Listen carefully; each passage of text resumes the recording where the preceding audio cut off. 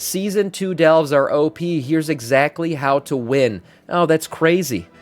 There's a streamer I know, handsome streamer, starts with a Sam, ends with a Ickis, that predicted this like fucking 2 months ago. I was telling you guys how OP delves are going to be early on. Wow.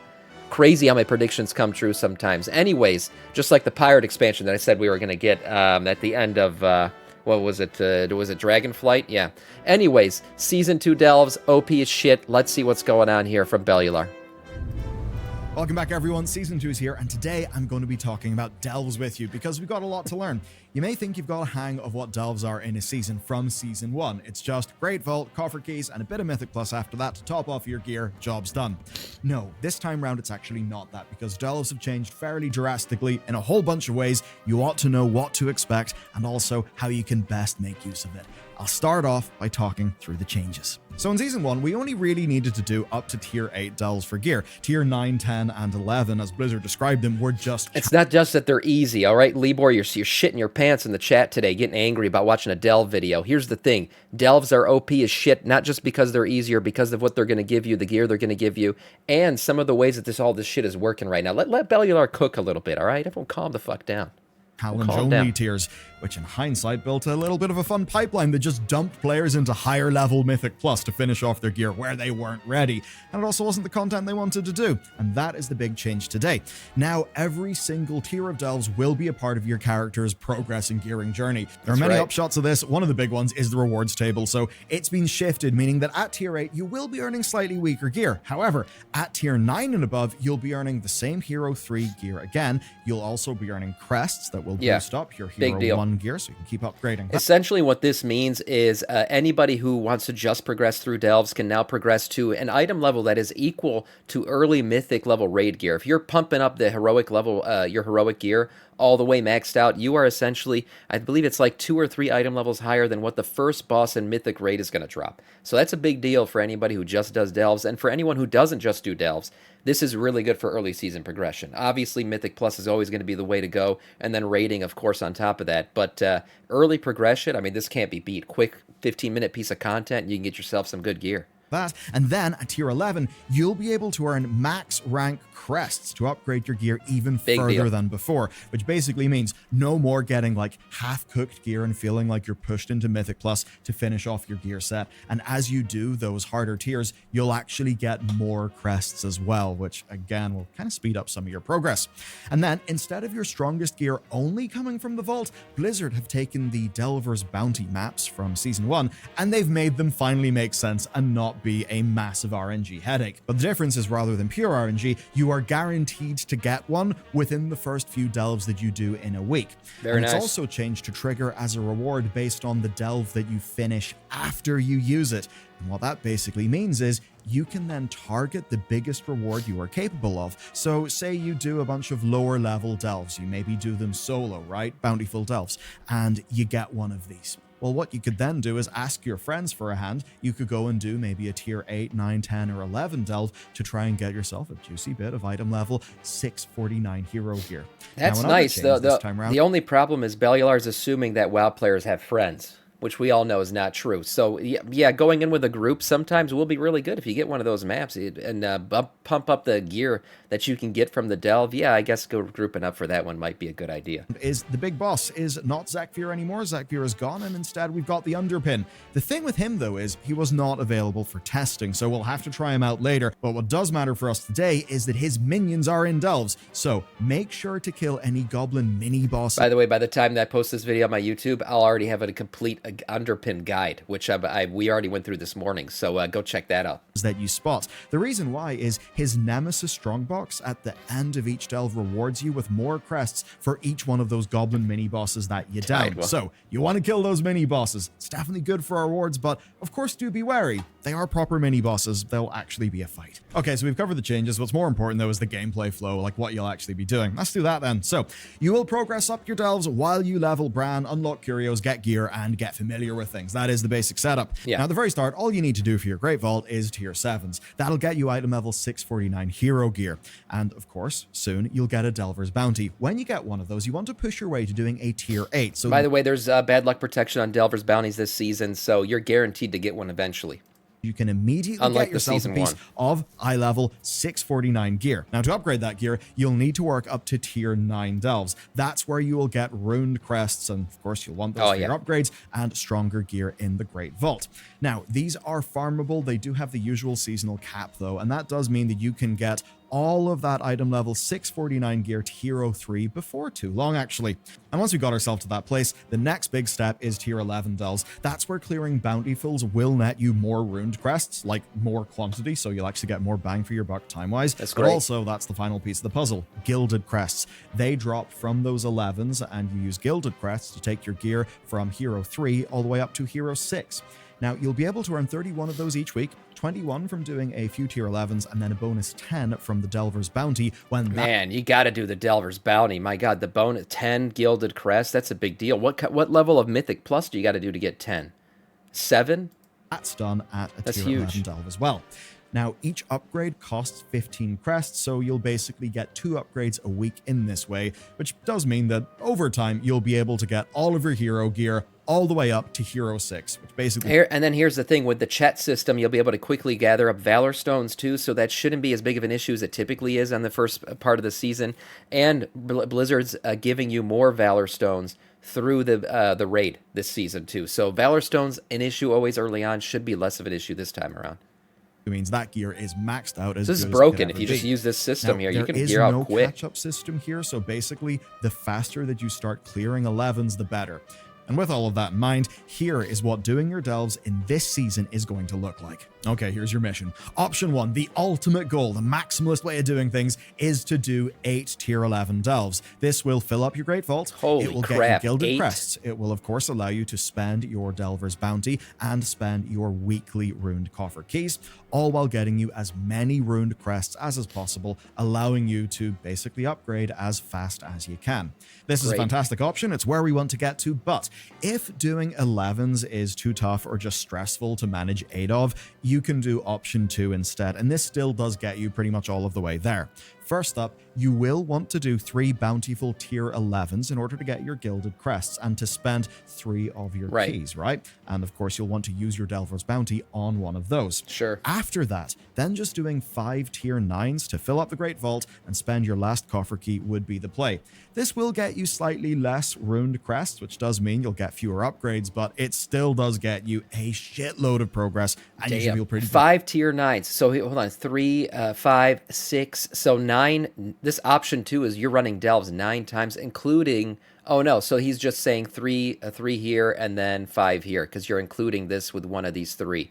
Okay, so 5, 6, 7, 8 delves here. So you're doing 8 delves at least. And while your each upgrades week, will be a bit slower, your actual out. gear acquisition won't be. That's because bountiful keys max out at 8, which gives you 639 gear. Okay. But of course, the vault maxes out at 9, giving you 655 gear, which does sound like a little bit of nonsense, but it basically just means 9s are Do what a 9, you want to hit for Do the a 9. purpose of the Great Vault to really Clueless have that be ideal. The only benefit to doing 11s past your weekly gilded crests is just getting more runed crests, because the harder the delve is, the more runed crests you will get. Which basically means you shouldn't feel super rushed into doing loads of 11s right away. Don't smash your head into them if you're not really ready in your character. The huge thing for you to know is that the difficulty tuning has changed a little bit. Tiers that are in and about tier 8 are, by design, actually a fair bit easier than before, because it's designed to last all the way up to 11 now. The tuning is less aggressive, but otherwise delves do remain pretty much the same. The good news is all your Season 1 knowledge is still going to be... So the tuning's less aggressive. So delves are easier and the rewards are better. Broken. I'm telling you guys, do this important shit. Here. You will have to learn a whole bunch of new goblin variants of the existing delves, and there are 2 new delves, but in a way they're not your problem. They're actually Brann Bronzebeard's problem, because Brann can now be a tank. And as a tank, Brann does a huge number of things to just keep your run straightforward. So since he takes the brunt of the damage and the brunt of the debuffs, you basically get to see what is dangerous without having to eat those hits yourself, which is real good. Great for non-tanks. And if you do non-tanks. suddenly get chunked, then there's no real confusion. You either stepped in something or the boss dropped some unavoidable damage. So if you're a healer or a DPS, running with Tank Brann will often make your delves way more simple. Brann handles interrupts, dispels, he actually deals decent damage as a tank, and he's even got some ways to keep you alive. By the way, Brann's damage as a tank is based on how high his health is too. The higher his health, the more damage he does, so keeping Brann up is important. People keep joking about me running with double tank Brann, me tanking and Brann tanking at the same time. They wouldn't work good because I can't heal him. What am I going to do, bandage him up the entire time? Once he's decently leveled, that is. Most of our testing was done with a Brann in his late 40s, like early 50s, levels-wise, that is. And with that, That's he an was old able Brann, to I was gonna survive say. most situations while we were just able to focus on doing more damage. And then even when Brann does fall over and die, his revive timer does act as a little bit of a safety net. If you've got any way to just run or survive the cooldown, then he'll basically just pop up right as rain and he'll get back to fighting. You could almost say the tank Brann is so good he breaks some parts of the system. I mean, if you run away really far, he will literally snap back to your position after he revives, which basically just means if Brann goes down, you can just book it and fully run away to complete safety and, well, he'll basically pop back up and save your ass. He's kind of like a party member with infinite battle reses that doesn't lose lives. Just kind of good. I wonder how tanking Brann's gonna do on Underpin, on the new boss, because he was dying all the time, even as a DPS against Zekvir, so we'll see how that goes. Now, he does have a major flaw, and that is that he does not have self-sustain. That is where you'll get a little bit of a challenge if you're playing a DPS character. Tier 11s were fairly tough on PTR, where even with strong gear and a strong Brann, well, yeah, you could die, you could fail. But we did learn important things to share with you. Samiccus. Number one, still interrupt, still do crowd control. Treat Brann like a fussy Mythic Plus tank who will leave if he notices that you're not stunning things. Basically, every bit of damage that he doesn't take will actually matter on tough packs. If you can keep Brann alive by CCing and interrupting, you will do way better. The second thing then is to take it slow and steady. Brann does not do well against real big packs of mobs. Well, that's quite simply because stacking dots will burn through his health and his shield breaks after he takes enough light hits. When you basically hear his last resort, which is him using his shotgun, his health bar is about to disappear. So if that happens, well, there's tip 3. Have an escape plan. Know what direction to run in, know what buttons that you can press to buy some time, be that your ice block. Yeah, so be able to roach out. That's what he's saying. Be a roach and roach the fuck out every time Brann dies. Okay. Turtle, tar trap, blinding sleet, any of that to slow mobs down while you run. Basically, Brann's lives are expendable. Your lives are not expendable. The fourth big thing then is that in the new delves and the new variants, most enemies do have a way to hurt you even when Brann is doing the tanking. So still have your defensives and your health pots ready for some AoE slams, and if there's a line pointing towards you from an enemy, do run away. If you're ranged, I guess just stay at max range while you can. The fifth tip then is to absolutely bring all of your tools and use them. As an example, the new boss of Side Street Sluice has got an Enrage that massively boosts his damage and gives him a real stupidly big shield. If you're on, say, a tier 10 or tier 11, that'll be a problem. I didn't know he has an Enrage. Not noticing Enrage. things like that or not taking talents that could help will easily make some of those fights next to impossible. Yeah, I got that cocked blood DK DPS, so I didn't even notice he enrages. Just killed him too quick. Now, of course, as a healer, it's a completely different story. Because if you're a healer with tank Brann, Brann's damage will scale with recent healing taken. Right. And his healing taken scales, of course, with health as he levels up. Which basically means if you learn how to pump your single target heals into Brann, he basically becomes nigh unkillable and does stupidly big amounts of damage. Oh, so it's healing taken that buffs him. So probably letting Brann's health go down just a little bit and then pumping out some heals will vastly increase his DPS. So you want to kind of yo-yo his health around, I guess? That's the strat. As an example, tier 11s with a tricked out Brann just dumping heals on him were almost effortless. As long as you're keeping your Brann at full HP, he will just tear through anything in his way. So yeah, if you're a healer, tank Brann really is amazing. Now, if you play a tank and you're comfortable, Brann is still good as a DPS. Well, I guess if his health is capped and you're still healing him, even though he's capped, that's healing taken still. So just keeping him, just pumping out heals, I guess, is the best way to go about it. Yes, and a healer as he was before, so carry on as normal. But if you do find that you can't handle going up the tiers too fast, do try swapping roles with Brann and allowing him to tank. Because, yeah, we've just found he's a real good tank and he can help you progress. Okay, we've covered strategy and tactics. Next thing is builds. So the Curios this time around are actually completely different, and you'll be earning these by randomly finishing delves. Now, we did not get a huge amount of... Blizzard needs to add bad luck protection to these fucking Curios, to be honest. I finished the entirety of Season 1 with a rank 1 best in slot Curio because I never got any higher ranks on it. It was bullshit, and it was just complete RNG. I just never saw It was that porcelain one, if you guys remember that porcelain something Curio. It was the best in slot 1, but I had rank 1 of 4 the entire season. I got all the other ones 4 out of 4. Never got that one past a rank 1. It was ridiculous. Rank 1 is just a plain rank.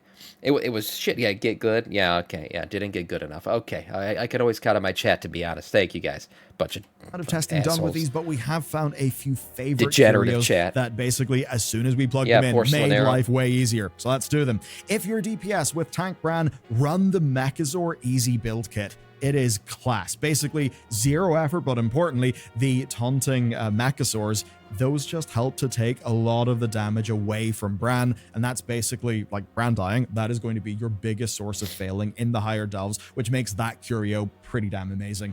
Now, if you're a healer, run the Pinged Augment chip. It grants a huge boost to Brann's survivability and power, but with a tiny downside, you will need to dispel him whenever one of the bombs runs at him. So as long as you can do that dispel, like, it's great. It's amazing. It is insanely worth it compared to other curios that you could take. But all that said, I'd still only recommend taking it if you are a healer. It's real tempting, right, to take it if you're, say, playing DPS, but when we took it as DPS, it turned out to be real frustrating because then you need to use your damage on the bombs instead. They've got quite a lot of health, so for a healer, they just chuck a dispel on it and they're done. For a DPS player, it's not really worth it. Okay, for our next slot then, we've got 2 amazing choices. The 3-dimensional bioprinter was real strong in our testing. Just elite creatures and bosses were the real challenge, so summoning in copies of them right when you need them is honestly kind of huge. It's real. Create an imperfect copy of it, 50% power to fight beside you. Wow, okay, yeah, that sounds good. You could also, if you want though, just run the pacifist rig to literally pilot a mech, which, yes, it's a little... Oh, that's what that guy did in the Underpin video that we were watching. So he summoned a mech via this thing. Okay. A bit gimmicky, but it's actually quite fun. It's pretty damn strong as well. So try it. Give it. So he summoned this mech during the part of the Underpin fight where he takes more damage. Got it. Okay. I guess you can pick when it happens, or does it randomly spawn and he just got lucky? To go, but generally speaking, I think the bioprinter. Let me see here. What was the thing on it? Pacifist rig. During combat, a pilot is designated over 8 seconds before airdropping at their location equipped. So I think this is just a prog. This just happens, and he just got lucky that it happened during that part.